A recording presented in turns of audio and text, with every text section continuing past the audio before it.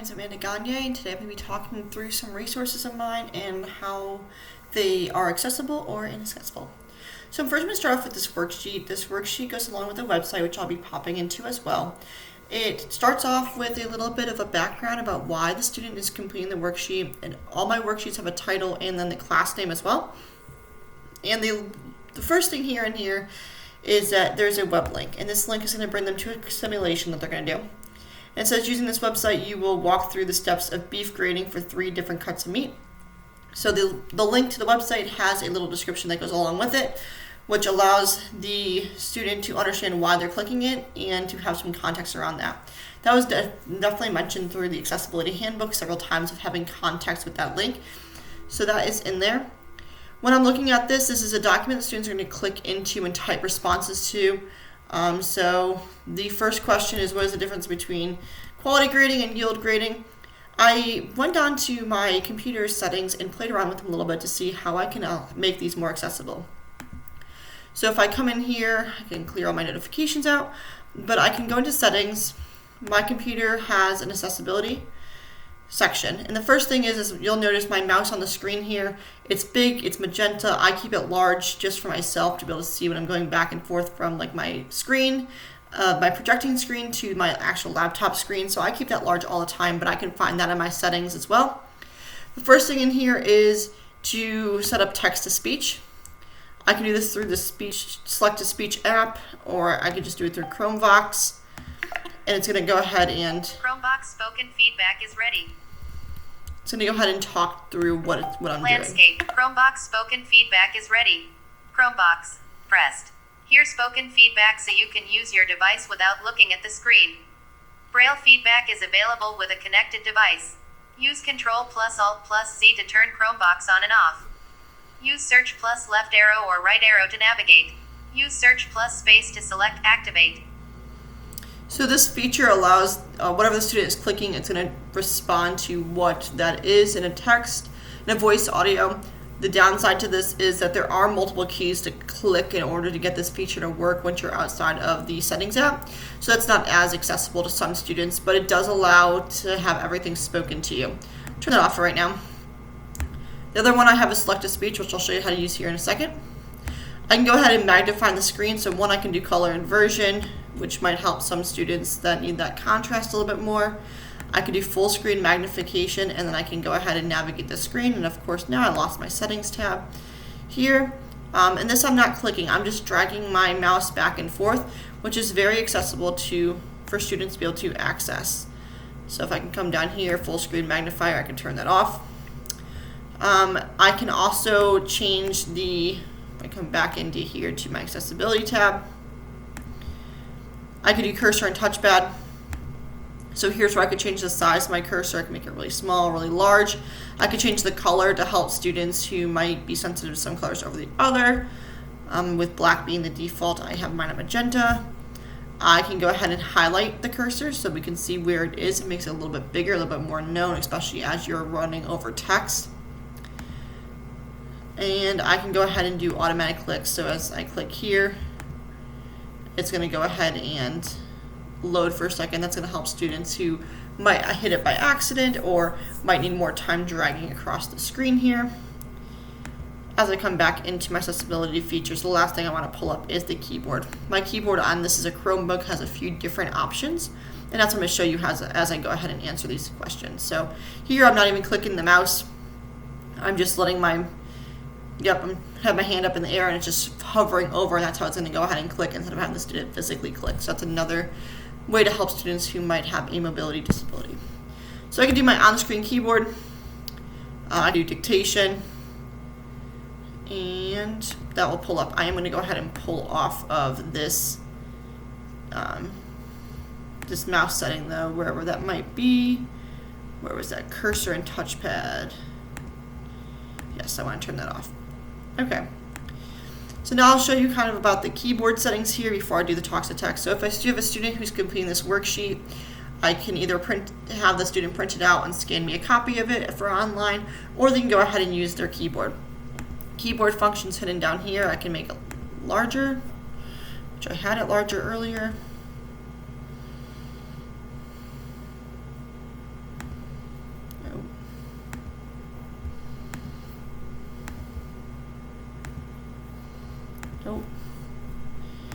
keyboard. There we go. The thing I don't like is that it does bring it to the side of the screen, which is a little bit hard for students to follow with what they're typing. My keyboard does have a few different things. So one, students can come here and they can select different things that we've typed or had on clipboards, so things that we've copied, so they can copy and paste right in here. They can go ahead and type, so we can type that yield.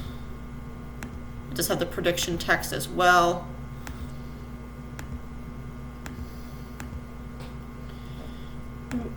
Yield grading. It's not predicting anything that I want to say. There's grading. So it does have the predict text on there as well. Google Docs already has a spell check feature as well. The other thing I can do is I can write with my finger on my pad, so I can come in here. Yield grading is evaluating. I will type onto there. And I can keep going with that, so that allows the student to type. At this point, they can also put in different emojicons to represent their point as well, which can work when we are wanting students to be able to answer questions in different ways. This helps differentiate the way that they're representing it. So if they came into here and yield grading is the fat content of the meat, they might be able to find a little symbol for fat, where quality grade is looking at maturity. So maybe even like a young person versus an older person. Little photo that can help determine what quality grade is. The other thing we could do in here is we can go ahead and talk to text. And you'll see that that's picking it up and answering it in that section as well. So overall, this keyboard is very accessible for students to have multiple ways of communicating with what their answer would be. So they can communicate by just typing that in. On the keyboard that's on here, they can go ahead and talk to text. They can go ahead, and this is not deleting, they can go ahead and scribble in or draw what they want, or they can use a picture emojicon as well. Overall, this website is pretty laid out for them. So it has the website with why they're going to it. Then it has steps. So go to click continue once they're at the website, select Carcass A. Then they're going to answer a question. Follow the continue button through the quality grading process, answer the questions as you go through it. This is something I would recommend students having split screen for, so they can answer the question as the simulation is going instead of flipping back and forth between them. Last thing I want to point out with Google Docs is using my accessibility feature of my how to read aloud. Beef grading, Google Docs. Should read whatever I'm highlighting here. So that now pops up my keyboard. Beef grading, Google Docs.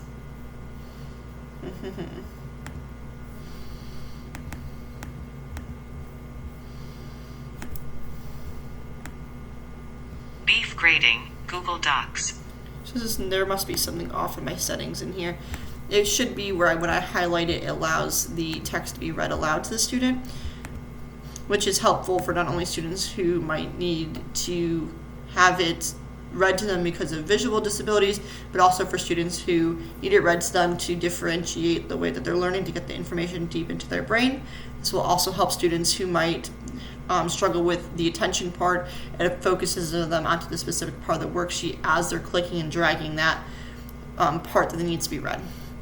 So text to speech, there's more settings in here. It's supposed to go off the background. It can change to different languages as well, so I can do whatever language the student may need, which will help with students who are English language learners as well. This should be able to work. We're going to try it one more time. Document content. There we go. Link start. Website. Link. You will use this document to help collect information about your carcasses. There we go. So it's going to go ahead and read it. It can read it back at different speeds, so I can slow it down or speed it up to meet my learners' needs. When I get to the actual website, this provides a little bit of differentiation within my learning. So they come to this simulation, and their whole goal is to be able to grade the meat carcass, to see how the farmer would price it, but also just to see how good of a meat cut this is as a whole.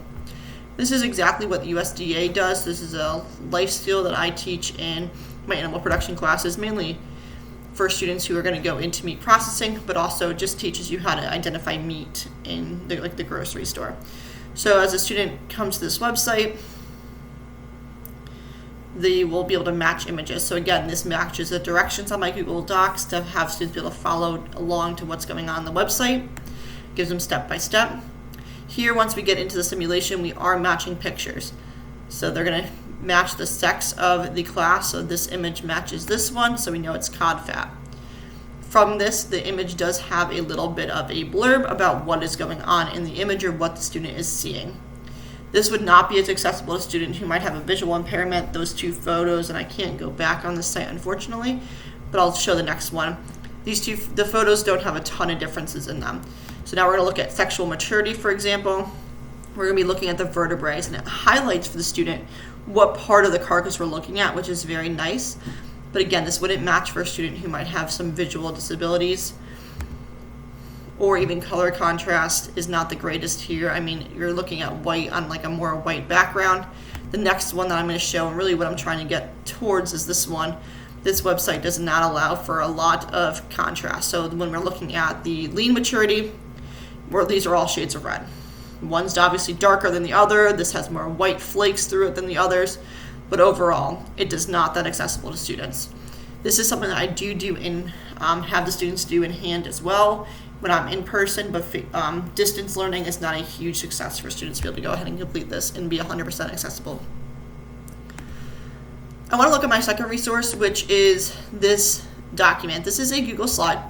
I use Google Slides a lot in my classes for PowerPoint presentations and note-taking, but I also use them for small activities, and this is an example of one. This is an escape room that I made. I would say right off the bat, when I'm looking at this, I cannot tell where the hyperlinks are, and there's no context behind them, which is something that we pointed out in the reading that we want to be able to do, is have context with our hyperlinks and make them like obvious by hyperlinking them to like a word. In this, images are hyperlinked. Again, going back to visual impairments, this is not something that's easily viewable for those types of students with disabilities.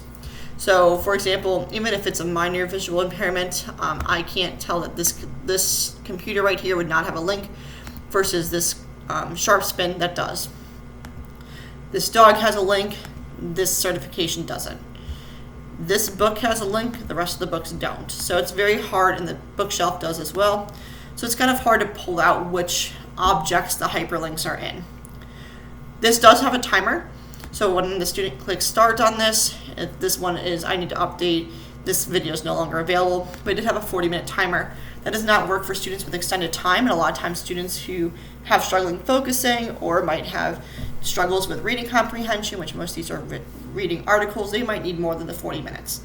As an educator, I would go ahead and make those adjustments, but having the time stamped already into the document is not making it accessible to all students and might cause stress and worry to the students who would need that extended time. This does have a bunch of different types of resources. I say a bunch. There's some lists. They're all articles besides one is a video, but they're set up in different ways. So this is a list. This one is a more written article. This one is also a written article, but it does have a list as well. This one is a video. This one is a list as well, if I remember correctly. And then my bookshelf is also a Google form. Then you could exit through here. So either the bookshelf or the exit sign will get them broken out of the box. When I'm clicking through these different resources, I'm looking at the animal biosecurity one is what that was supposed to link to specifically. This is 72 pages, so it can be very overwhelming for students. It does have a table of contents, so I can give specific page numbers maybe I want for a student to look at that will help narrow that down. But overall, it is a large document to sift through to be able to get bullet points. This does have a lot of product uses, so a lot of the images do line up with the chart so students can reference like what does this product look like? What does the labeling look like? They're all in here. They're labeled. The tables, as again mentioned in the accessibility handbook, have a clear columns, headers to them, so we can see that this is the product number, the description, the case number, and how many come in a pallet, and that meets the description that's up here as well. This document does have a lot of the sanitation products that would be used in biosecurity measures, with all those images linked to it. There are a few graphics, like this one here that I really like. This one allows students to see this in a graphical view, as a numerical step view, and then as well as the written text there. So for example, looking at the contributing factors, we're seeing this little farm. We want to be able to access the farm. Step 2 is the plan. We're seeing, again, this whole thing is about cleaning and keeping animals safe and keeping diseases from spreading, so we're seeing chemicals there. Evaluating, we're seeing this checklist, like did it work? And then rotate, we are seeing that we're repeating and rotating different cleaners out. So these graphics meet what is actually being said here. Looking at a different resource that is in that document, we have this, which is the 7 steps to creating a biosecurity plan. All these resources connect back to students' previous knowledge in one of their main work areas. So this one is looking at how do we create this biosecurity plan in 7 steps. The steps are bolded, which I do like. It gives that these are the 7 things I want you to take away from this article. There are then bulleted lists underneath some of them, which is very accessible to students to be able to digest these small parts. It also makes it just a little bit cleaner on that document, and it goes ahead and lists objects out. I like that there is 7 things specifically for them to do, so I can say determine the goal, develop your team, formulate the plan, so on and so forth, and then we can go that as a superficial level of our learning, and then take that and dig it a little bit deeper step by step and break it down for students who need a little bit more repetition with the content. A lot of these work in lists. This one is how to create a biosecurity plan. The other one was the chemicals used in biosecurity. This one should be about preventing disease spread within veterinary hospitals. So a lot of my students work either in a veterinary hospital, has brought their animals to veterinary clinics before, so they can connect back to this to draw in some previous knowledge or previous experiences, which I really like. And again, it's broken down into a list. These are 5 things. There are some hyperlinks in here for students to be able to go to. They don't have a ton of background content knowledge to them, which I would say is not ideal. This one just connects what Ebola virus is. When it talked about Ebola virus happening in Texas, it just gives a little bit more context behind that. The 5 steps, again, are bolded. There are different studies linked throughout. This is a video that shows about staff. The videos on YouTube, and I'll mention this again in another video, they have closed captions on them for students to be able to watch. So overall, this article is very interactive, I would say, with a student to be able to get those more context behind what they're either saying or watch a video.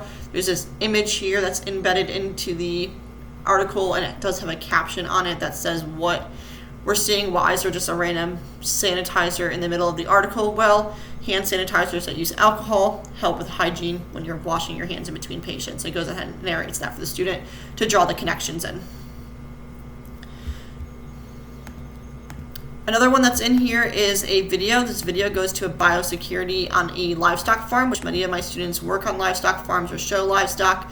So it's very fitting to what their previous experience and knowledge is, again, to draw on that and make connections to help wire their brain.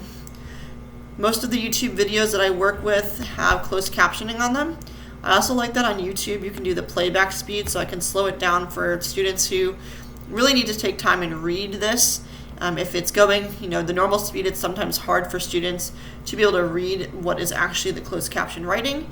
So I can go ahead and slow that down for students to be able to read along with seeing the images. I do like this video. It does go through the livestock farm, and it shows the people in the video interacting with the animals at different types of venues, again, for students to be able to connect. Have you been to a fair and you've seen animals? Well, this is the biosecurity measures. Have you ever been to a horse show, which a lot of my students have?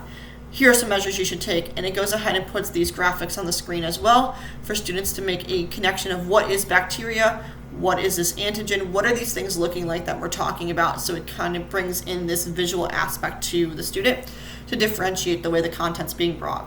A lot of the articles talked about similar biosecurity measures, so they're now able to see these measures put into place from the other articles as well.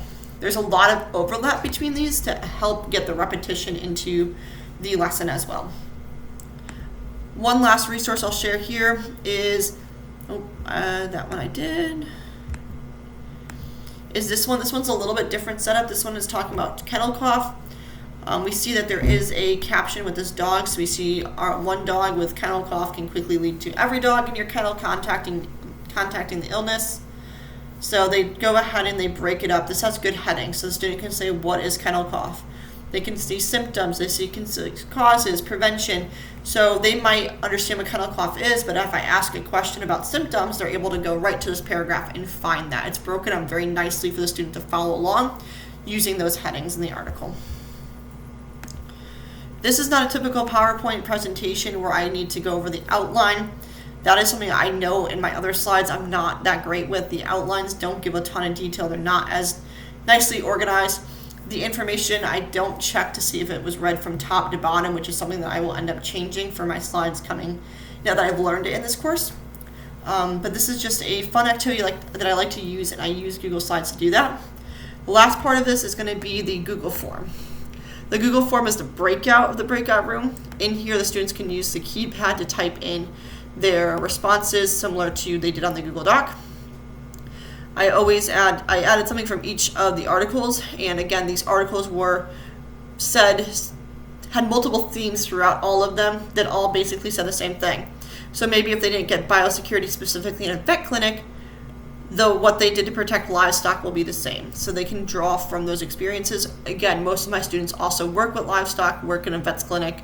They can pull in their previous experience and what they might do in order to answer these questions as well. So it doesn't just draw on the reading itself. It draws on those hands-on experiences that they've had.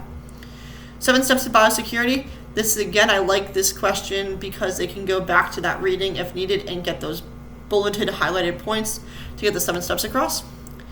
Zoonotic disease, this is a term from the first beginning of the units. This is just another way to check to see if students are remembering the content that we're doing. And it is put as a multiple choice question, so students can click on that. And then I always typically ask when we do an activity, what did you think of it? This is the first escape room we'll do of the school year. What did you think about it? So I know if this is something we should do again or if I should change what activities I'm doing. Overall, as a general wrap up here, I really do think that there's a ton of things we as educators can do to make work more accessible to our students. We just need to be aware of the technology and resources out there for us and to be aware of what little things that we can do to help improve a student's overall experience in the course. I also am a strong believer that just because a student doesn't have an IEP doesn't mean that these strategies won't help all students. For example, I do guided notes for all my students, and I think that helps really well keep organized and keep getting those key points that I want them to take away. I do extended time and flexible time for all my assignments. Does not matter if a student has a IEP or a 504.